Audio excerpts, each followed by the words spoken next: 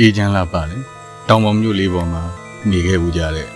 အပြာရောင်လူတွေအကြောင်းကိုတင်ဆက်ပေးမှာဖြစ်ပါတယ်အားလုံးပဲမင်္ဂလာပါကိုစာ channel လေးကနေကြိုဆိုလိုက်ပါတယ်1800ပြည့်နှစ်လောက်ကအမေရိကန်နိုင်ငံကန်တက်ကီပြည်နယ်အပလီကီယန်တောင်တန်းတွေပေါ်မှာ Troublesome Creek လို့ခေါ်တဲ့ချောင်းလေးတစ်ချောင်းရှိခဲ့ဦးပါတယ်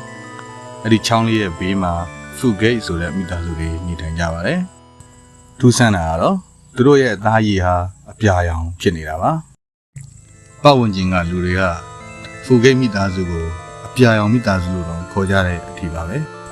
Fugate တို့ကိုယ်တိုင်ကလည်းမွေးကလေးကပါလာတဲ့ဒီယောဂါကိုဘာကြောက်လဲဆိုတာအဖြေမသိကြပါဘူးသူတို့မျိုးရိုးဟာဒီယောဂါဆိုးကြီးကိုနှစ်ပေါင်း200လောက်ခံစားခဲ့ပြီးမှ1960ဝန်းကျင်မှာမှအဖြေသိရတာပါFugate တို့ဟာဘာကြောင့်မို့လို့အပြာရောင်နေဖြစ်နေကြတာလဲဒေါက်တာ Medicine Carwin ဆိုတဲ့ပုဂ္ဂိုလ်ဟာFugate တို့ရဲ့ယောဂအကြောင်းကို1960ခုနှစ်မှာကြားမိပြီးတော့စုံစမ်းစစ်ဆေးမှုတွေပြုလုပ်ခဲ့ပါတယ်ဒေါက်တာ Medicine ဟာFugate တို့ရဲ့သွေးကိုဓာတ်ခွဲကြည့်ရမှယောဂအဖြစ်ကိုတွေ့ရှိခဲ့ပါတယ်Fugate တို့ရဲ့သွေးထဲမှာအောက်ဆီဂျင်သယ်ဆောင်မှုအားနည်းနေတာကိုတွေ့ရှိလိုက်ရပါတယ်ဒီလိုဖြစ်စေတဲ့ယောဂနာမည်ကတော့ Math Hemoglobinemia လို့ခေါ်ပါတယ်Fugate တို့ရဲ့ယောဂဟာမျိုးရိုးလိုက်တဲ့ယောဂတစ်မျိုးဖြစ်ပြီးတော့သွေးကြောင့်အဓိကဖြစ်ရတာပါFugate တို့ရဲ့နေရက်ဟာလန်ခရီးကြမ်းတမ်းခြင်းတည်ယူပို့ဆောင်ရေးခက်ခဲခြင်းတွေကြောင့်မို့လို့ကိုယ့်မျိုးရိုးကိုယ့်အတိုင်းဝိုင်းနေနေတာအုပ်စုဖွဲ့ပြီးနေထိုင်ကြပါတယ်ဒီလိုကြောင့်ပဲအပြင်လူတွေလည်းမရှိတာကြောင့်ရွှေမျိုးသားချင်းအချင်းချင်းအိမ်အောင်ပြုမှုတွေရှိလာပါတယ်အဲ့ဒါလိုအိမ်အောင်ပြုမှုတွေကြောင့်ပဲသွေးကြောင့်ဖြစ်တဲ့ဒီယောဂါဟာFugateမျိုးတွေကမထွက်သွားတော့ပဲပို၍ဆိုးလာပါတယ်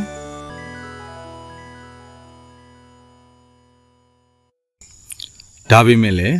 ဒေါက်တာ Medicine ဟာသွေးနဲ့ပတ်သက်တဲ့ယောဂါမှာအထုကုတူဖြစ်တာကြောင့်ဒီယောဂါရဲ့ကုထုံးကိုရှာနိုင်ခဲ့ပါတယ်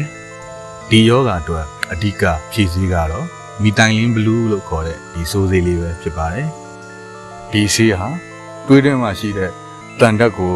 အောက်ဆီဂျင်သယ်နိုင်အောင်ကူညီပေးပါတယ်ကုသမှုတွေခံယူပြီးဆုံးတာနဲ့အပြာရောင်ဘဝကနေပြီးတော့သွေးရောင်လွှမ်းတဲ့ဘဝကိုပြန်ဖြစ်စေပါတယ်ဒေါက်တာ Medicine ရဲ့ကုသပေးမှုတွေကြောင့်ပဲFugate တွေဟာအပြာရောင်ဘဝကနေပုံမှန်အသားရောင်ဘဝကိုပြန်လည်ရရှိလာကြပါတယ်ဒါအပြင်ခင်မီလာမှုလမ်းပန်းဆက်သွယ်ရေးတိုးတက်လာမှုတွေကြောင့်Fugate တွေဟာတီးခြားမနေတော့ပဲလူသူပတ်ဝန်းကျင်အတိုင်းဝိုင်းနဲ့ရောနှောနေထိုင်လာကြပါတယ်ဒါကြောင့်ပဲရွှေမျိုးသားချင်းအချင်းချင်းအိမ်အောင်ပြုမှုတွေမရှိတော့တာကြောင့်Fugateတို့ဟာဒီယောဂါဆိုးကြီးရန်ကနေကာကွယ်နိုင်ခဲ့ပါတယ်ယနေ့ခေတ်မှာတော့အပြာရောင်ဖြစ်စေခဲ့တဲ့ဒီယောဂါကြီးဟာFugateမျိုးရိုးအတွက်တော့ပုံမြင်တစ်ပုတ်လိုတောင်ဖြစ်နေပါပြီအားပေးကြသူတိုင်းကိုအထူးကျေးဇူးတင်ပါတယ်မိတ်ဆွေတို့ရဲ့ထင်မြင်ချက်များကိုလည်း comment မှာဝင်ရောက်ဆွေးနွေးနိုင်ပါတယ်နောက်ထပ်လည်းဗီဒီယိုဆက်ဆန်းလေးတွေကြည့်အောင်ကိုစာ channel လေးကို like follow နဲ့ subscribe လေးလုပ်ခဲ့ပေးကြပါအောင်เนาะကျေးဇူးတင်ပါတယ်